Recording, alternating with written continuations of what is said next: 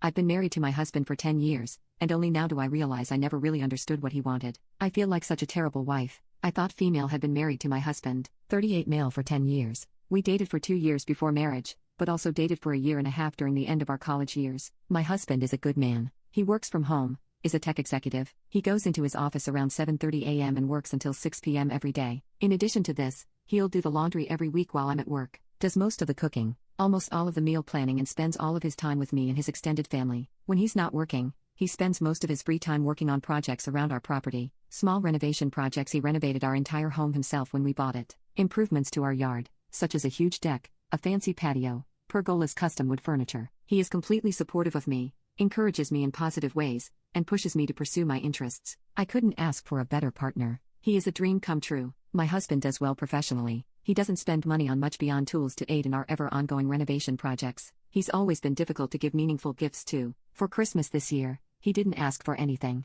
When I asked him what he'd like for Christmas, he told me that he didn't need anything. This is his default response for any gift-giving occasion. His birthday, Christmas. He's asked me in the past to specifically not give him anything for Valentine's Day or our anniversary. This has always made me want to put in more effort. But the truth is that the more effort I put in, the less he seems to like whatever I give him. He tells me he likes whatever I give him, but his smile isn't authentic and he doesn't really seem to express any interest in most things. I give him beyond the moment, as if the interest he expresses is more appeasement. He doesn't own much beyond tools and a not collectible sneaker collection. He just likes relatively mundane sneakers and books, most of which are work-related. Before his birthday this year, I asked him what he wanted for his birthday. I don't need anything. I mugged this over and then I fell down a rabbit hole on the internet about relationship advice. This led to me going back to him and asking him what he'd like to do on his birthday. He said he had a lot of choice to do and was hoping to spend his birthday, which was on a Sunday this year, completing a couple of house projects. I wasn't satisfied with this after considering it for a while, so I later asked him what would be a nice thing to do on your birthday. He looked at me for a moment and started talking.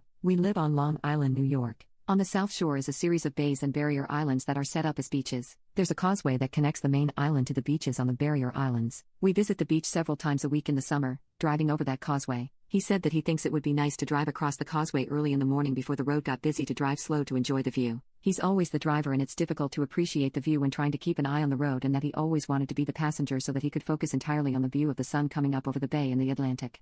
Then he just smiled and turned his focus back to what he was working on. We've driven over that bridge maybe 1,000 times together. He's always driven. I felt like an absolute jerk. The morning of his birthday, we woke up early, made some coffee, and I drove him over the causeway to the beaches and back. I drove slow and he stared out at the view on both sides of the car. When we made it back over the causeway, he asked if we could do it again, and so we did. And when we made it off the causeway the second time, I asked if he wanted to go again, but he said no, that he was hungry and wanted to go home. I don't know if it was my imagination or not, but I thought he looked happier that day than I had seen him in a long time. He busied himself working on the deck, and I closed myself in the bathroom and fought off sobbing because all he wanted for his birthday was to look at the water. I got him another dumb watch that he'll put with all his other watches and never wear. I got him a watch because I don't know the man I've been married to for a decade who I have spent over 15 years of my life with. The next week I asked him what would be a nice thing to do on Saturday. He said he always wanted to go to the Cradle of Aviation Museum ever since it had its major renovation. I looked it up. It reopened following that renovation in 2002. We were 14. He basically wanted to go there his entire life and hasn't made it.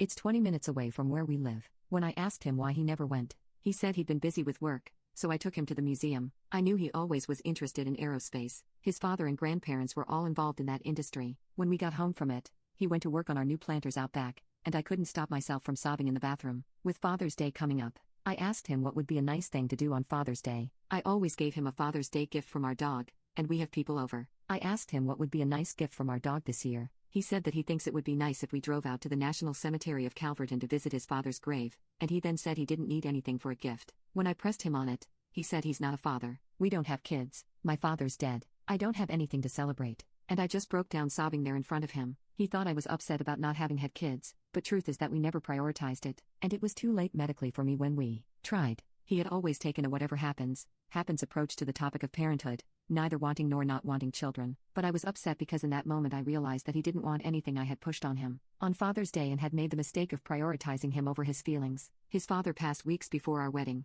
His father's goal was to live long enough to attend our wedding, but the cancer was too far along. I let him take and stake for 10 years on Father's Day without realizing his thoughts were on the other side of the island at his father's grave. I failed him for our entire relationship. He asked me for absolutely nothing except to not make a fuss over him, and I failed at even doing that.